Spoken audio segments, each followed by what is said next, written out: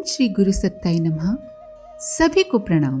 युग निर्माण सत्संकल्प का चौथा सूत्र है इंद्रिय संयम, अर्थ संयम, समय संयम और विचार संयम का सतत अभ्यास करेंगे। आइए सुनते हैं इस सूत्र के बारे में परम पूज्य गुरुदेव क्या कहते हैं। पुराने कुसंस्कारी अभ्यासों को निरस्त करने के लिए, उनसे छुटकारा पाने के लिए नए उत्साह से साहस पूर्वक सत प्रयोजनों को दैनिक क्रियाकलाप में सम्मिलित करना पड़ता है और बार बार उभरने वाली पशु प्रवृत्तियों को, आसुरी प्रवृत्तियों को निरस्त करने के लिए कड़ा रुख अपनाना पड़ता है। इस प्रकार अपने आप से जूझने को ही संयम समझना चाहिए।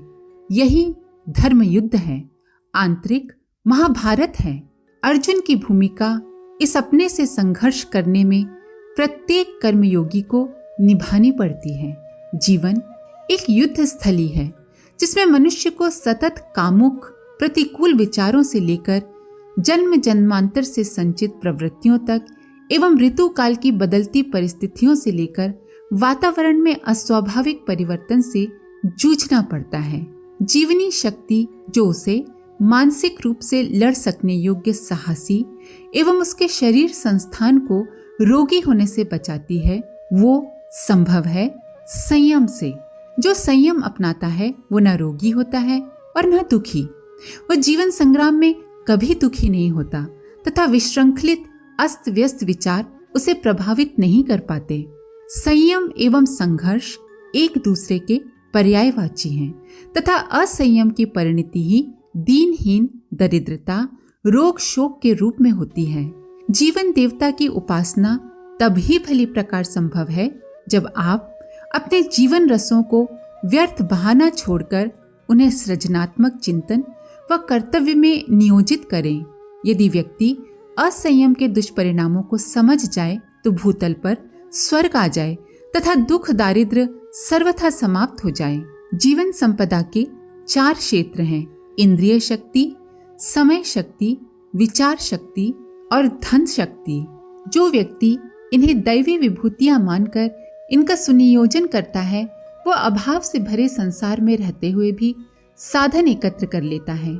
शारीरिक सामर्थ्य, वाणी का सही उपयोग एवं समय संपदा का सही सुनियोजन करने के लिए ये विभूतियां भगवान ने बहुत सोच समझकर मानव को विरासत में दी हैं। 10 इंद्रियों में 2 प्रमुख हैं, जिनमें से एक जिह्वा तथा दूसरी जनेंद्रिय। जिसने इनको वश में कर लिया, समझें उसने शारीरिक और मानसिक दोनों स्वास्थ्य को प्राप्त कर लिया है। जिह्वा संयम से शारीरिक स्वास्थ्य तथा जनेंद्रिय संयम से मनोबल अक्षुण्ण रहता है।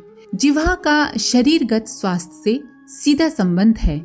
जिह्वा स्वाद को प्रधानता देकर ऐसे पदार्थों को खाती रहती है जो अनावश्यक ही नहीं हानिकारक भी होते हैं।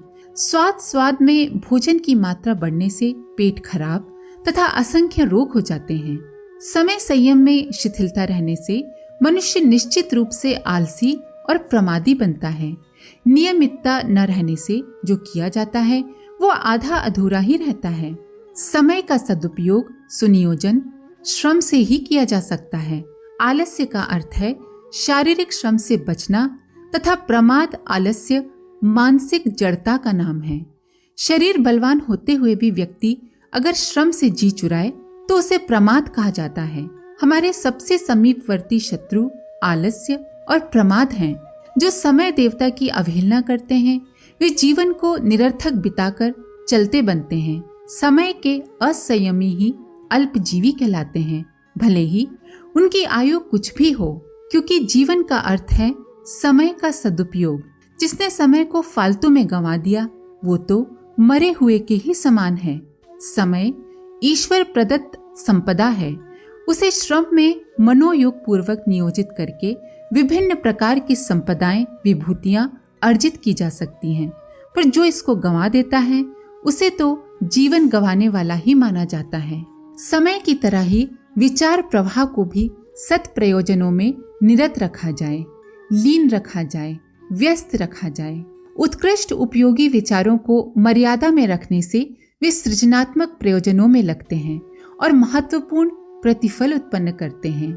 मनोनिग्रह के अभ्यास से जीवन के प्रत्येक क्षेत्र में महत्वपूर्ण सफलता प्राप्त करते हैं। मनोनिग्रह का अर्थ है संयम। नित्य विचारों की अनगढ़ता, अस्त व्यस्तता से बचना चाहिए। विचारों को फालतू नहीं भटकने देना चाहिए। विचारों को सुनियोजित कर, व्यवस्थित कर, लक्ष्य विशेष से जोड़कर लौकिक व आत्मिक जगत में लाभान्वित होना चाहिए। व्यक्ति जो भी कार्य करता है वो उसके विचारों का ही फल होता है। जो जैसा सोचता है वो वैसा ही करता है। इस उक्ति को सदैव स्मरण रखना चाहिए। विचारों को आवारा कुत्तों की तरह अचिंत्य चिंतन में भटकने न देने का नित्य अभ्यास करना चाहिए। विचारों को हर समय उपयोगी दिशा धारा के साथ नियोजित करके रखना चाहिए। अनगढ़, अनुपयुक्त, निरर्थक विचारों से जूझने के लिए सद्विचारों की सेना को पहले से ही तैयार रखना चाहिए। ऐसे सद्विचार जो अनैतिक चिंतन, अचिंत्य चिंतन उठते ही जूझ पड़े और गंदे विचारों को निरस्त करके भगा दें। जैसे चिड़ियाघर में बाड़ा होता है, बाड़े में पशु पक्षियों को घूमने फिरने की आजादी होती है पर बाहर जाने नहीं दिया जाता। ठीक यही नीति विचार वैभव के बारे में बरती जाए। उन्हें जहां तहां बिखरने, घूमने फिरने न दिया जाए। परिश्रम एवं मनोयोग का प्रत्यक्ष फल धन है। आइए अब बात करते हैं धन शक्ति की। परिश्रम एवं मनोयोग का प्रत्यक्ष फल धन है। भौतिक एवं आत्मिक दोनों क्षेत्रों में व्यक्ति को अपव्यय की छूट नहीं है।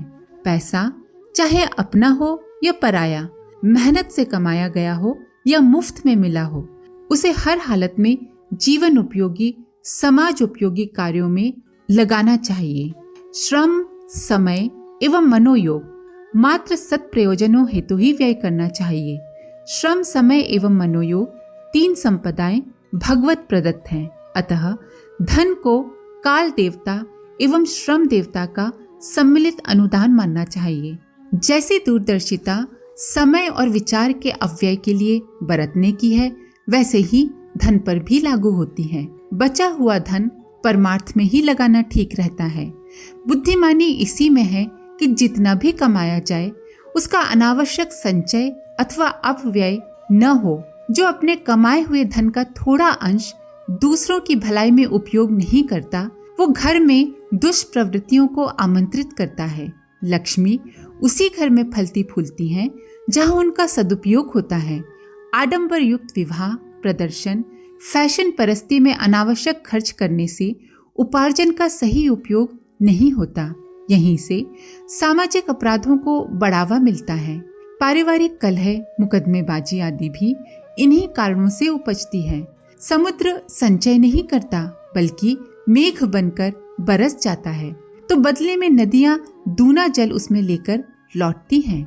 यदि वो भी कंजूस बन जाए, संचय करने लगे, तो नदियां सूख जाएं, अकाल पड़ जाए। और यदि अत्यधिक उदार हो जाए, घनघोर बरसने लगे, तो अतिवृष्टि, बाढ़ का संकट आ जाए। अतः संतुलन की नीति ही ठीक है। ध्यान रखना चाहिए कि जो उपार्जन से बचाया जाए उसे उचित प्रयोजन में नियोजित कर दें। कमाने में न अनीति बरती जाए और न उपेक्षा।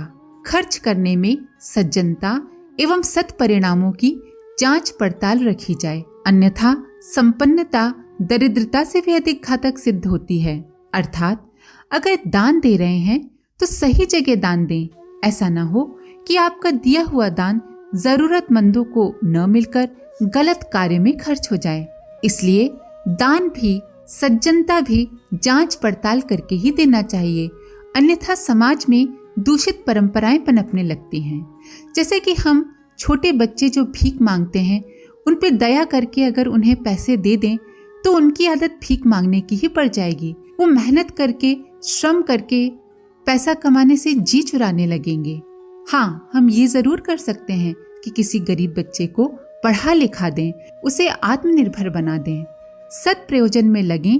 धन को लक्ष्मी कहते हैं।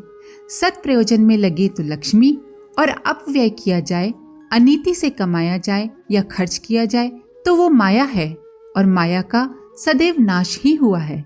संयम पर न टिक पाने का कारण उसका स्वरूप न समझ पाना है। स्वरूप न समझ पाने से व्यक्ति उसी तरह फंस जाते हैं जैसे अंधेरी रात में मार्ग में भरे पानी को सूखी जमीन समझकर व्यक्ति उसमें पैर फंसा देता है। स्वरूप एवं महत्व समझना कठिन नहीं है, परंतु उसके लिए मनुष्य को पूरा प्रयास तथा नित्य प्रति अभ्यास करना होगा। जैसे मान लीजिए कि आपको अपनी जिह्वा पर संयम नहीं है। रोज आपका मन करता है कि बाजार जाएं और रोज कम से कम एक बार दिन में बाहर का कुछ खाएं। इसके दो नुकसान होंगे, एक तो आपके पैसे खर्च होंगे और दूसरा रोज बाहर का खाने से आपका स्वास्थ्य खराब होगा। किंतु अगर आप अपने जिह्वा पर संयम रखेंगे तो आपका स्वास्थ्य भी खराब होने से बच जाएगा और आपके पैसे भी फालतू खर्च होने से बच जाएंगे। अगर आप संयम रखते हैं, इसका अर्थ है कि आप इसका स्वरूप समझ पा रहे हैं कि संयम रखने से आपको कितना फायदा है। स्वरूप और महत्व समझने के लिए आवश्यक उद्योग न कर पाना भी असंयम की वृत्ति की ही प्रतिक्रिया है। अतः जो संयम का लाभ लेना चाहें वे संयम का स्वरूप और संयम का महत्व समझें। संयम का एक पक्ष जहां अनावश्यक अपव्यय को रोकना है, फिजूल खर्ची को रोकना है, वहीं दूसरी ओर उसे सृजनात्मक कार्यों में, दूसरों की भलाई के कार्यों में नियोजित करना भी है। सामर्थ्य तभी श्रेयस्कर परिणाम उत्पन्न करती है जब उसे अस्त व्यस्तता एवं अनुपयुक्तता से बचाकर सृजनात्मक सत्प्रयोजनों के लिए प्रयुक्त किया जाए। आइए एक छोटी सी कथा सुनते हैं। सप्तऋषियों की बैठक होने वाली थी। उससे पूर्व ही वेदव्यास को महाभारत लिखकर देना था। समय कम था। उन्होंने गणेश जी की मदद ली और महाभारत लिखना प्रारंभ करवा दिया। महाभारत समय से पूर्व ही लिखा गया। अंतिम श्लोक लिखवाते हुए व्यास जी ने कहा, गणेश जी, आश्चर्य है कि पूरा महाभारत लिख गया और इस बीच आपने एक शब्द भी नहीं बोला। गणेश जी ने कहा, भगवान, इस संयम के कारण ही मैं पूरा महाभारत समय पे लिख पाया। बातों में समय नष्ट करने से काम में विलंब ही होता है। अपने काम में दत्तचित्त एवं शांत होकर लगे रहना चाहिए। आज के लिए इतना ही। आप सभी का धन्यवाद। ओम शांति।